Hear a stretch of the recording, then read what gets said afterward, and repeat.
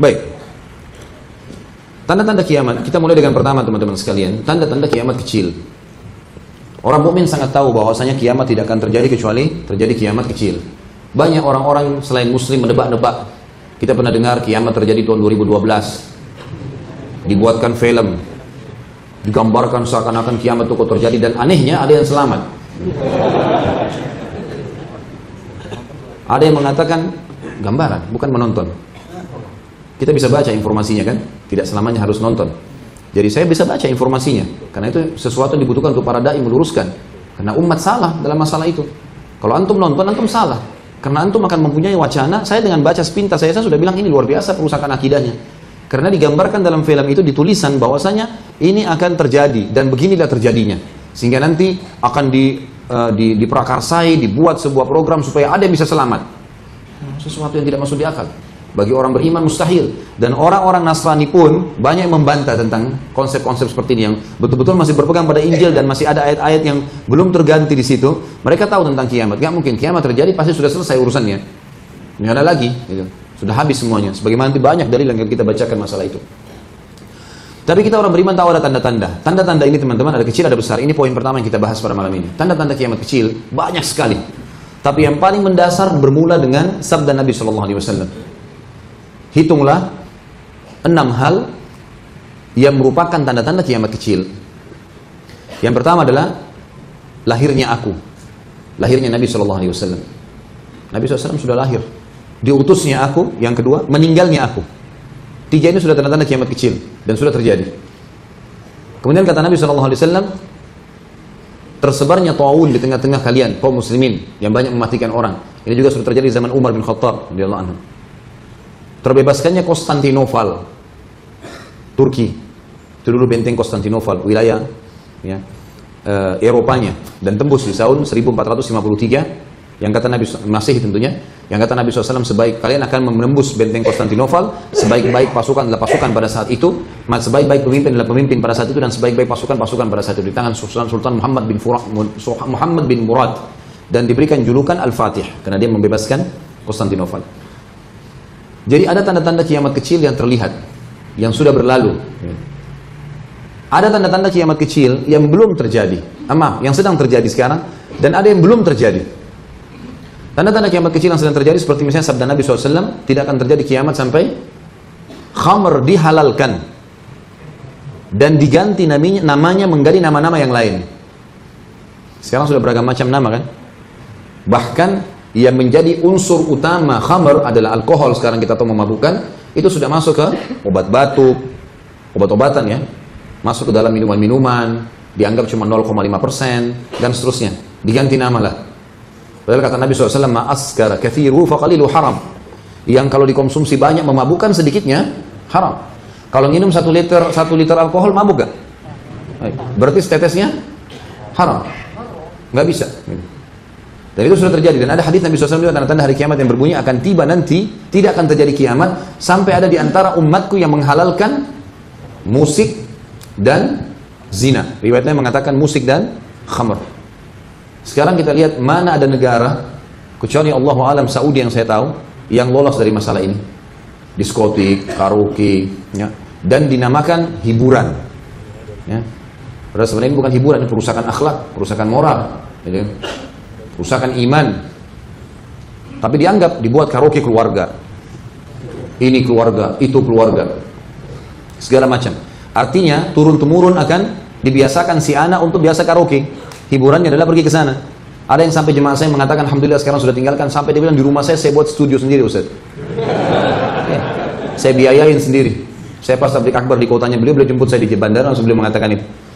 Sampai saya buat di mobil saya ubah semuanya sound systemnya, karena satu keluarga semuanya suka. Subhanallah, hidayah dari Allah datang pas umroh sama saya, pulang berubah total, ditinggalin semua. Tapi itu yang terjadi, gitu kan. Kemudian ada hadis Nabi SAW yang berbunyi, akan datang nanti di akhir zaman tanda-tanda kiamat kecil, laki-laki menyerupai perempuan, perempuan menyerupai laki-laki. Sekarang sudah jelas dari sisi profesi, berapa banyak perempuan berdesak-desakan sama laki-laki di pinggir jalan, di bus, di kereta api, tempat kerja. Penampilannya sama laki-laki, keluar memimpin sana sini, sudah keluar dari fitrahnya. Berapa banyak laki-laki, perempuan yang bergaya seperti laki-laki, potong rambut pendek, pakaiannya ketat seperti laki-laki, pakai kemeja. Sudah kelihatan semua. Padahal kata Nabi SAW apa? Allah melaknat laki-laki yang menyerupai perempuan, perempuan menyerupai laki-laki. Ini contoh tanda-tanda kiamat yang sedang terjadi depan mata kita. Khamar, zina sekarang semuanya. Tanda-tanda kiamat kecil. Kata Nabi SAW tidak akan terjadi kiamat sampai gunung-gunung Mekah dijebol, dilubangi, dibuat jalan. Subhanallah, saya sebelum malah menginjakkan kaki di Saudi tahun 90, waktu itu masih SMA, saya sudah temukan waktu pas datang di sana, kebetulan ada paman saya, semoga Allah jaga beliau, pernah tinggal di sana, sekarang sudah tinggal di Indonesia. Itu pada saat saya ke sana, sempat main ke rumah beliau, lalu kemudian dibawa keliling. Saya lihat jalan di Mekah itu, kalau kita keluar dari dekat Masjid Haram, keluar mengunjungi rumah-rumah masyarakat Mekah, banyak sekali gunung yang dijebol, dan jadi terowongan-terowongan, tempat untuk jalan, panjang, kadang-kadang ada sampai berapa kilometer gitu. Dan itu termasuk disebutkan di dalam hadis Nabi SAW. Tidak akan terjadi kiamat sampai orang-orang pengembala kambing membangun building-building yang besar, tuh bangunan-bangunan yang besar, berlumba-lumba. Ini juga sudah kelihatan sekarang. Imarat Arab, ya. Umumnya orang turunan Arab lah. Dulunya mereka pengembala kambing. Pernah saya ceritakan teman-teman saya kalau masih ingat, raja yang sekarang, raja-raja yang ada di Imarat Arab, mereka berbicara 40 tahun yang lalu saja, 50 tahun yang lalu, mereka masih membahasakan dulu ayah saya tinggal di kemah di padang pasir sana, kami mengembala kambing. Sekarang building yang termewah di dunia ada di negara-negara Arab itu. Dalam hadis dikatakan tidak akan terjadi kiamat sampai pengembala-pengembala kambing, maksudnya orang-orang Arab, Jazirah Arab, mereka berlumba-lumba membangun bangunan-bangunan yang tinggi. Tidak akan terjadi kiamat, tanda-tanda kiamat kecil juga, kecuali ya, sudah lahir seorang budak, seorang yang bebas dari ibunya yang budak. Dalam arti kata, ada hamba sahaya wanita bergaul dengan tuannya yang bebas, kemudian lahirlah anak, maka anak itu ikut ayahnya.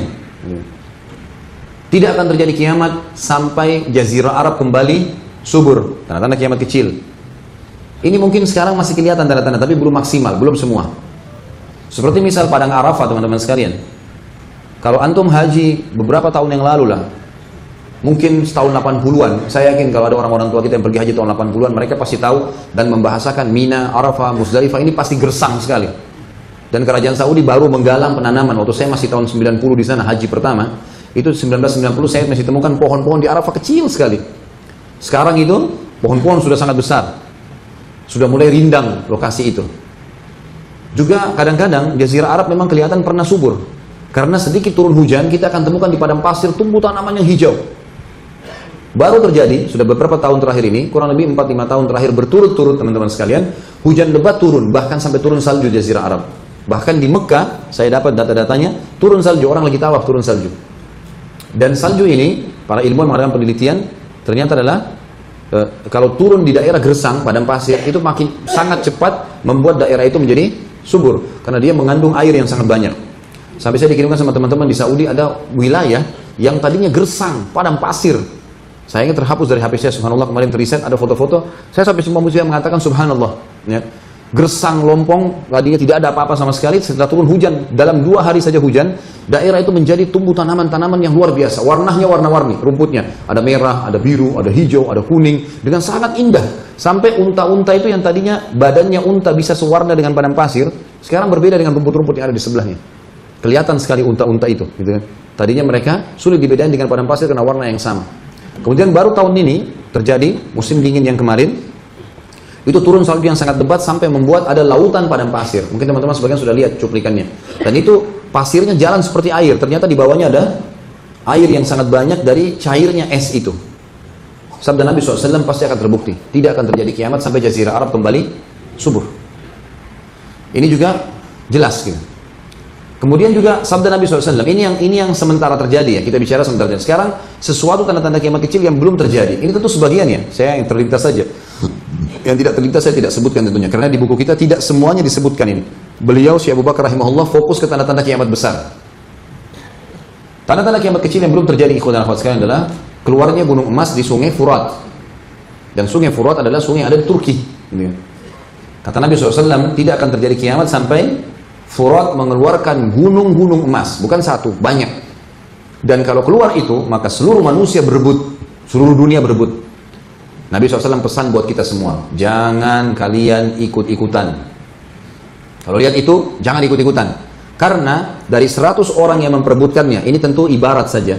Karena banyaknya orang, 100 orang yang memperebutkan, maka 99 mati terbunuh. Yang lolos cuma 1. Artinya, kalau 10 juta yang berebut, berarti akan mati 9 juta sekian. Begitu terusnya.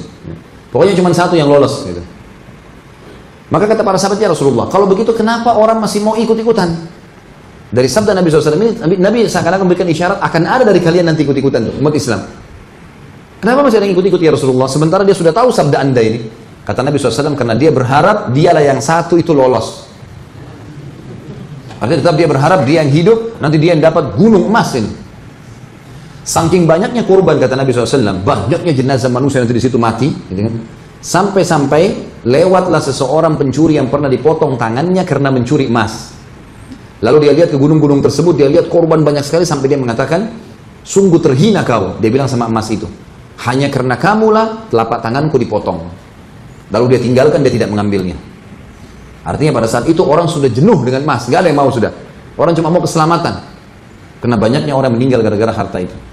Dan ini sekarang informasi terakhir membahasakan kepada kita, kalau pemerintah Turki, pemerintah yang ada di dunia ini sudah menyorotin sungai Furat. Kalau di situ ada emas, makin hari airnya makin turun. Itu jelas penyampaiannya. Tidak ada sesuatu yang diragukan dengan sabda Nabi Sallallahu Alaihi Wasallam. Dan puncak daripada tanda-tanda kiamat kecil adalah malhama kubra, yaitu terjadinya perang besar antara muslimin dengan Rum, Bani Asfar namanya, atau tepatnya orang-orang Nasrani. Sekarang orang Nasrani membahasakan itu adalah perang salib terakhir. Makanya mereka membentuk beberapa perusahaan-perusahaan untuk membiayai perang itu nanti. Seperti kita lihat banyak tanda-tanda salib di dalam perusahaan-perusahaan itu. Seperti merek mobil, ada tanda salib di depannya. Ya. Memang mereka merek-merek bagus, tapi itu kalau kita telusurin kisahnya, antum bisa ketik di Google kok. Itu adalah memang biaya pembiayaan yang disiapkan dari sumbangan-sumbangan yang masuk ke gereja untuk membiayai perang salib besar. Ini bukan masalah mengompor-ngompori ya, bukan. Tetapi memang ini faktanya. Kita sebagai umat Islam punya informasi jelas, hadisnya jelas. Kata Nabi SAW, nanti akan terjadi persekutuan antara kalian dengan Bani Asfar. Bani Asfar ini tepatnya orang-orang bule lah sekarang kita. Kemudian kalian akan memerangi satu kaum. Siapa satu kaum itu nggak tahu. Karena tidak disebutkan oleh baginda Nabi SAW. Dikatakan kalian akan sekutu, memang kerjasama sepakat untuk memerangi masalah ini. Sekarang banyak ulama yang beristihad mengatakan komunisme, ada yang mengatakan ateis, ada yang mengatakan apalah segala macam pemahaman, tapi itulah ijtihad. Intinya kita akan bersekutu umat Islam sama Bani Asfar untuk memerangi satu kaum sampai kita berhasil mengalahkan masalah itu. Setelah selesai, maka semuanya berpisah kembali ke negaranya masing-masing sampai ada beberapa pasukan muslimin di negeri Syam, tepatnya di Damaskus, ibu kota Syria. Dan ini Damaskus ini memang yang sekarang lagi ribut, semoga Allah selesaikan urusannya. Di situ memang nanti puncak-puncaknya tanda-tanda kiamat itu. Negeri Syam itu puncaknya tanda-tanda kiamat.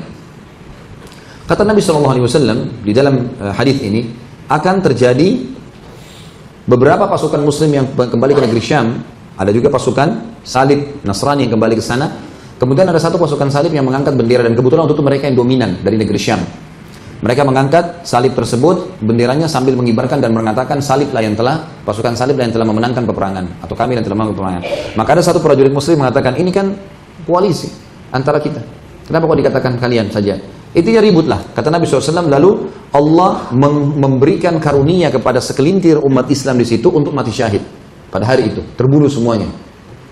Hari kedua, berkumpullah beberapa pasukan muslim yang juga berjanji setia, mereka akan hidup mati bersama. Lalu mereka perang, juga terbunuh semuanya.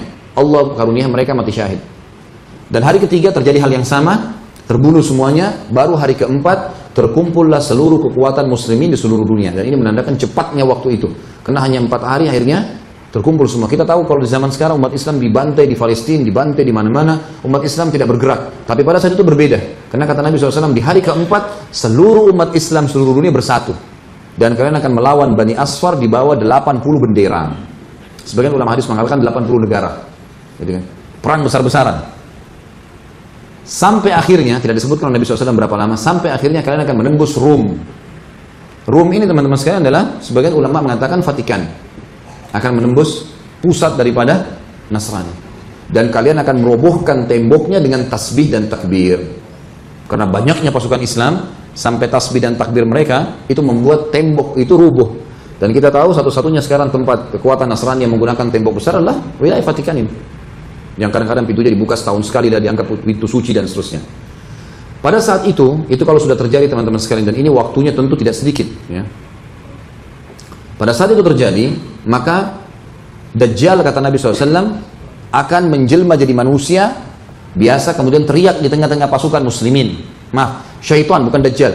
Syaitan, iblis akan menjelma menjadi manusia, kemudian berteriak di tengah-tengah pasukan muslimin, kalau Dajjal sudah keluar di keluarga kalian.